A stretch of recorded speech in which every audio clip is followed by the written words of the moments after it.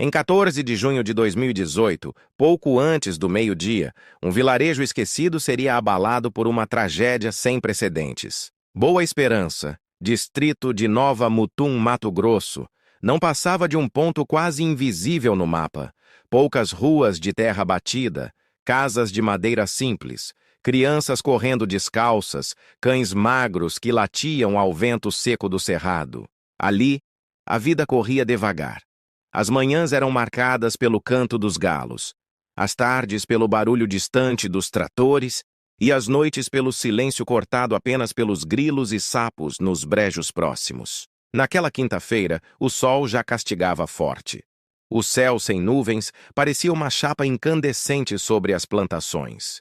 O ar cheirava a pó, a fruta madura, a fumaça de lenha. Era mais um dia normal, até que Valdemar Pacheco, um trabalhador rural de mãos grossas e pele queimada pelo sol, sentiu algo diferente. Ele procurava por duas de suas ovelhas que haviam se afastado do pasto. Com a experiência de anos no campo, seguiu os rastros até os fundos da fazenda de açaí de Dona Odé Valente. Odete era uma figura respeitada, uma senhora de cabelos grisalhos, fala mansa, conhecida por ajudar vizinhos em tempos de dificuldade. Muitos a chamavam de Mãe Odé, como se fosse uma matriarca da região. Mas naquela manhã, Pacheco sentiu o estômago revirar. Um cheiro estranho pairava no ar, vindo do alojamento dos trabalhadores da fazenda. Não era o odor habitual de suor, comida ou fruta passada.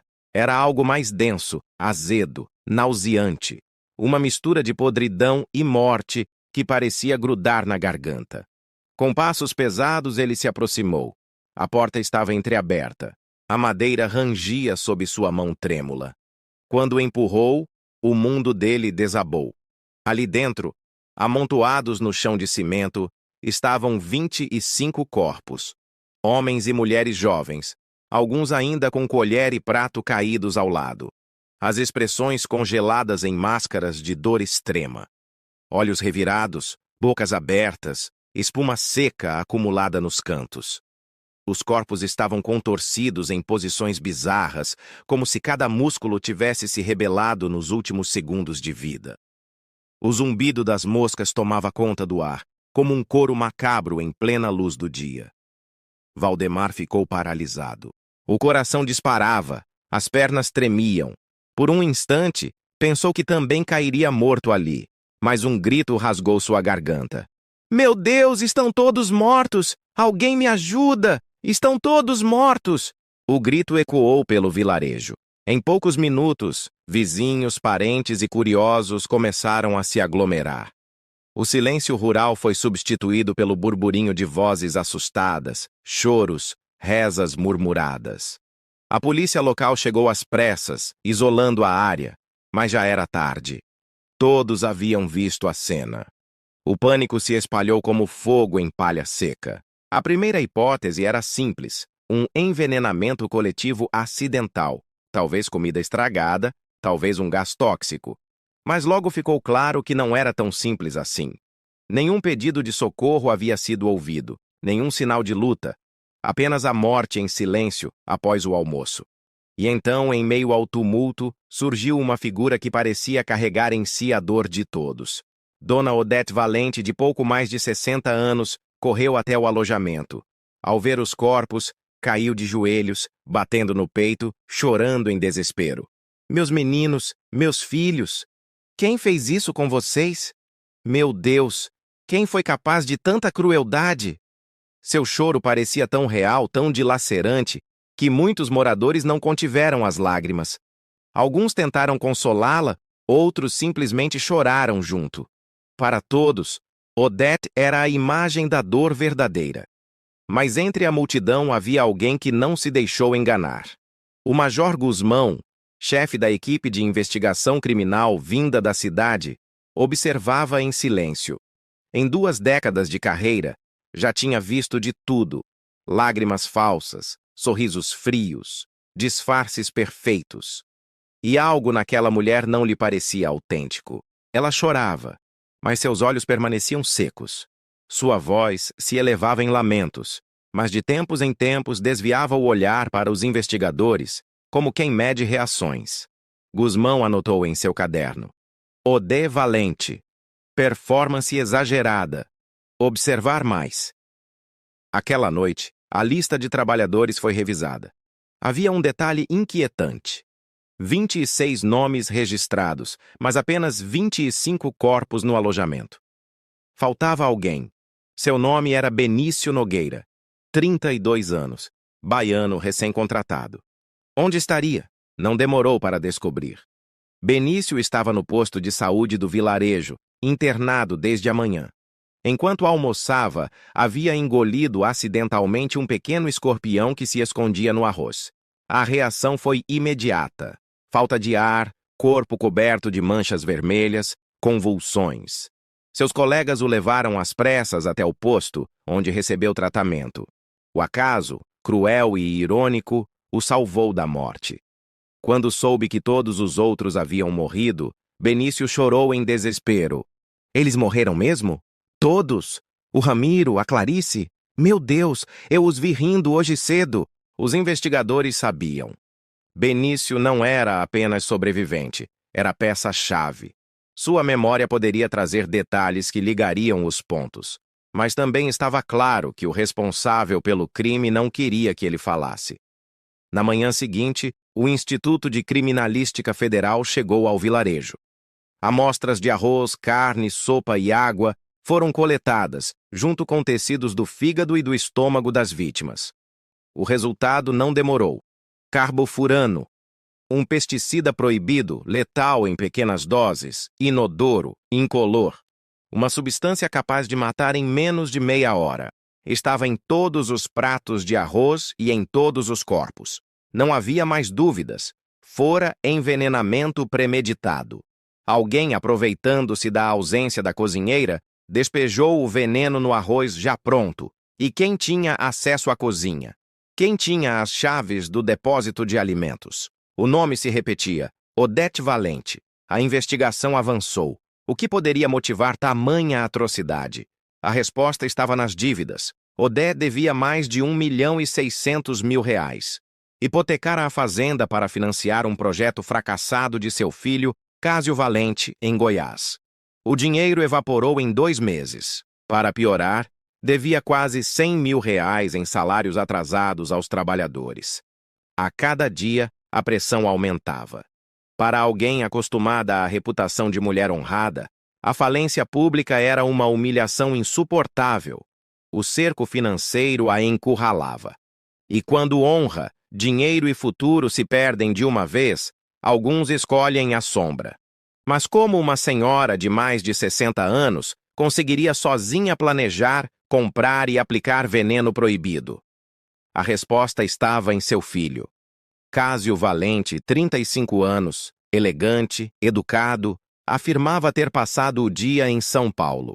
Tinha recibos de hotel, faturas de cartão. O álibi parecia sólido, mas sólido demais. O cruzamento de dados mostrou outra verdade. Seu celular esteve na fazenda de manhã, das 7 às 9h30. Só depois foi para São Paulo, aparecendo ligado na capital às 13h30. Além disso, mensagens apagadas de WhatsApp foram recuperadas. Numa delas, Cásio dizia à mãe: "É só fazer como eu disse. Depois que acabar, tudo vai ficar bem." O álibi ruía. Em acareação, Odé não resistiu. Chorou, desta vez com lágrimas reais. Confessou: "Fui eu. Eu coloquei o veneno. Só queria assustá-los, fazê-los ir embora." Mas Cásio completou: "Fui eu que comprei. Disse para minha mãe que tinha que ser definitivo. Senão, eles voltariam. Ela fez por mim." O plano macabro estava revelado. Mãe e filho tramaram juntos o assassinato de 25 trabalhadores, acreditando que a morte era a única forma de apagar dívidas. O julgamento, em setembro de 2018, foi marcado por dor e revolta. Centenas se aglomeraram diante do fórum. Fotos das vítimas foram exibidas. Uma mãe desmaiou ao ver o filho. Um bebê chorava sem entender por que o pai nunca voltaria. Odete manteve a cabeça baixa. Cásio, por outro lado, demonstrava frieza assustadora. Eu só fiz o que precisava para salvar minha casa. Os fortes sobrevivem, os fracos morrem, disse ele, com um sorriso gelado. A sentença caiu como martelo de ferro. Cásio condenado a 30 anos de prisão. Odé a 25. Mas para o vilarejo, nada poderia trazer de volta o que foi perdido. A fazenda de açaí foi interditada, tomada pelo mato. À noite, alguns diziam ouvir lamentos entre as árvores. O lugar ganhou um novo nome, a Fazenda do Açaí de Sangue. As famílias, por sua vez, carregaram o luto. Uma jovem viúva, abraçada ao filho pequeno, disse à reportagem: ele prometeu que depois desta colheita construiria uma casa nova. Agora só restam o chapéu e a camisa dele. Uma mãe idosa acariciava a foto do filho morto. Ele mandava dinheiro todo mês. Dizia que no Natal me levaria ao mercado. Agora está debaixo da terra. E eu? Não sei mais por que continuo viva. 25 famílias, 25 destinos interrompidos. Esse crime não começou com ódio. Começou com medo, com ganância, com a falência moral de quem acredita que a própria sobrevivência vale mais que a vida alheia. E, no fim, deixou uma pergunta sombria. Quando encurralados, atolados em dívidas, ameaçados de perder tudo, até onde cada um de nós seria capaz de ir? Entre o bem e o mal, existe de fato uma linha clara? Ou todos nós carregamos dentro de nós um ponto fraco capaz de nos empurrar para a escuridão?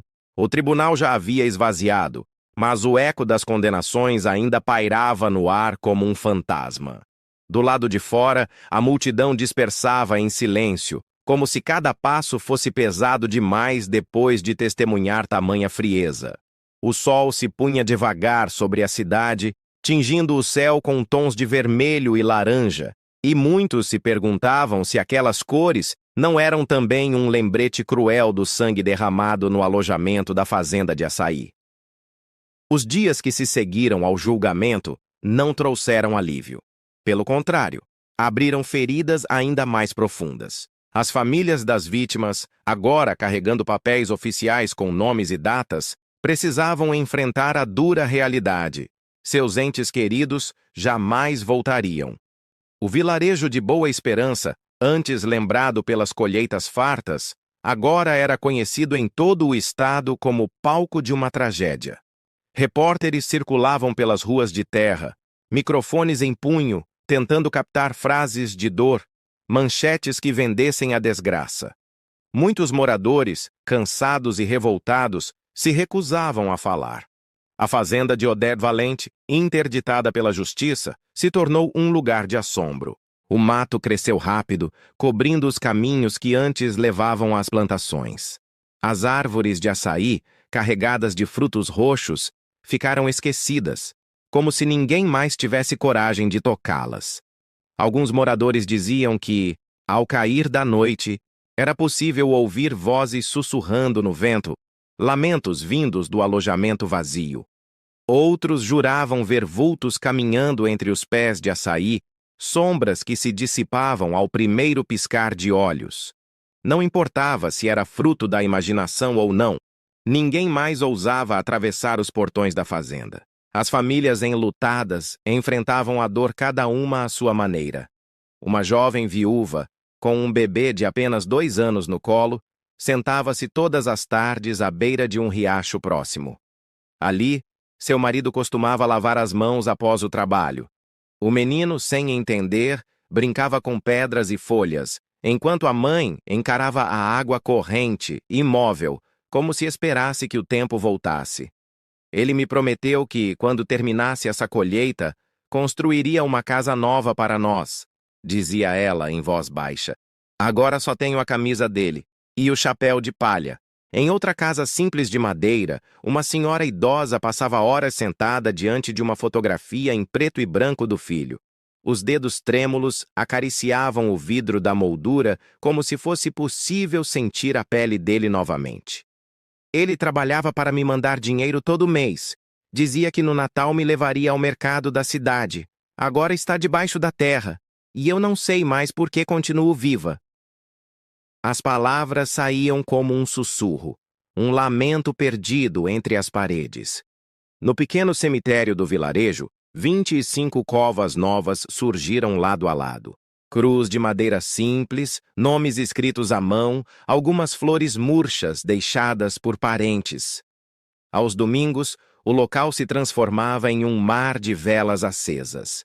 O silêncio dos vivos se misturava ao peso dos mortos, como se Boa Esperança inteira tivesse se transformado num memorial a céu aberto.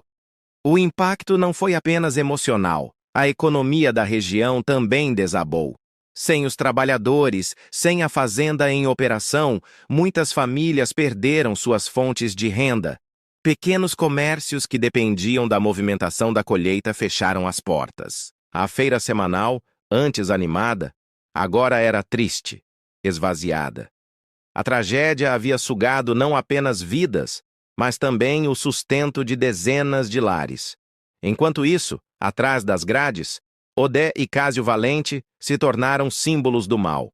Na penitenciária, a presença deles gerava repulsa até entre criminosos acostumados com a violência.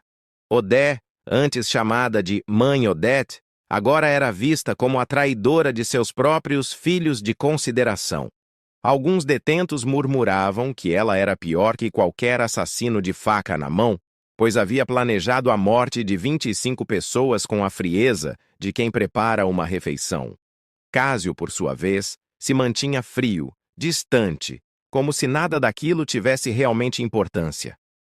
Quando perguntado se sentia arrependimento, limitava-se a dizer: "Eu fiz o que precisava ser feito. Se não fosse assim, nós perderíamos tudo." Eles eram apenas peso morto. Sua frieza se tornava manchete nos jornais que o descreviam como o filho calculista ou o herdeiro do veneno. A psicologia criminal passou a usar o caso como exemplo de encurralamento extremo. Especialistas explicavam que, sob pressão financeira intensa, algumas pessoas perdem completamente a noção de certo e errado. A honra, o medo de falir, a vergonha diante da comunidade, tudo isso, somado à ganância e ao desespero, havia transformado uma mãe e um filho em assassinos em massa. Mas, por mais que se buscassem explicações, nenhuma era suficiente para as famílias das vítimas. "Explicação não traz meu filho de volta", dizia um pai, com voz carregada de amargura. "Eles tiraram o único sustento que eu tinha. Agora eu vivo de esmolas." Com o passar dos meses, Boa Esperança se tornou um lugar marcado. O vilarejo nunca mais foi o mesmo. Crianças cresceram ouvindo as histórias sussurradas pelos adultos, como lendas de terror transmitidas ao redor de fogueiras. "Se você não se comportar, a fazenda do açaí de sangue vai te pegar", diziam algumas mães, tentando controlar os pequenos. Mas por trás da frase havia um medo real, enraizado em todos. Repórteres ainda voltavam de tempos em tempos, tentando reconstituir os fatos, entrevistar sobreviventes, mostrar ao país a tragédia que devastara uma comunidade inteira. Alguns programas de televisão dramatizaram os acontecimentos, com atores representando Valdemar encontrando os corpos, Odete chorando falsamente, os trabalhadores caindo um a um após o almoço. As imagens voltaram a chocar, reacendendo a dor de quem havia perdido alguém. Para muitos, o caso se tornou mais que uma tragédia local. Era um espelho sombrio da condição humana. Até onde alguém é capaz de ir quando se vê encurralado? Qual o limite entre o medo e a maldade? A linha que separa o bem do mal é realmente tão nítida? Ou somos todos capazes de atravessá-la se a pressão for grande o suficiente? No final, a resposta parecia não importar. O que restava era a lembrança das 25 vidas ceifadas. Trabalhadores simples, vindos de diferentes estados do país em busca de sustento e dignidade. Homens e mulheres que trocaram suas casas, suas famílias, seus sonhos por dias de suor na fazenda de açaí, e que encontraram a morte de forma cruel, servidos à mesa pelo veneno da ganância. O tempo passou, mas as feridas não cicatrizaram. A cada aniversário da tragédia, familiares se reuniam no cemitério para acender velas e rezar. As vozes embargadas se misturavam ao vento do cerrado, como se o próprio ar carregasse a memória dos que se foram. Valdemar Pacheco, o homem que encontrou os corpos, jamais esqueceu aquele dia. Mesmo anos depois, ao falar sobre o assunto, sua voz falhava. Eu ainda sinto o cheiro, aquele cheiro que não sai da memória. Ainda ouço o zumbido das moscas. Parece que estou entrando lá dentro de novo, toda vez que fecho os olhos. Ele carregava um fardo invisível, o peso de ter sido o primeiro a ver o horror. A fazenda permaneceu abandonada. Alguns diziam que deveria ser demolida, que aquele solo estava amaldiçoado. Outros defendiam que fosse transformada em memorial, para que ninguém jamais esquecesse. Mas nada foi feito. O tempo se encarregou de apagar as marcas visíveis, enquanto as marcas invisíveis permaneciam cravadas nas pessoas. E assim, a história do envenenamento em massa em Boa Esperança não terminou apenas com 2 condenações. Ela se perpetuou como uma cicatriz coletiva, um aviso silencioso sobre os perigos da ganância e da falta de moralidade. Não foram apenas Odete e Cásio que perderam tudo. Foram 25 famílias destruídas, um vilarejo inteiro condenado a carregar para sempre a lembrança de um crime hediondo. Quando a noite cai em Boa Esperança e o vento sopra entre as árvores de açaí esquecidas, muitos ainda dizem ouvir os ecos daquela tragédia. Talvez sejam apenas lembranças, talvez sejam apenas histórias, mas para quem viveu de perto, o som nunca desaparece. O caso nos obriga a refletir. Até onde iríamos para salvar a nós mesmos? Quando encurralados, conseguimos manter a luz da consciência acesa ou nos deixamos engolir pela escuridão? Ninguém nasce assassino, mas todos temos dentro de nós um ponto fraco. E se não estivermos alertas, esse ponto pode se transformar na porta para a tragédia. A fazenda permanece ali, como um lembrete silencioso. Os frutos continuam a nascer, mas ninguém ousa colhê-los. O chão continua fértil, mas ninguém ousa plantar. O que restou foi um símbolo, uma advertência gravada não apenas na terra, mas também na alma de todos que ouviram essa história.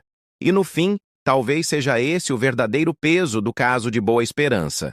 Não apenas os mortos, não apenas os condenados, mas o alerta sombrio que ecoa em cada um de nós. A linha entre o bem e o mal é mais tênue do que queremos acreditar.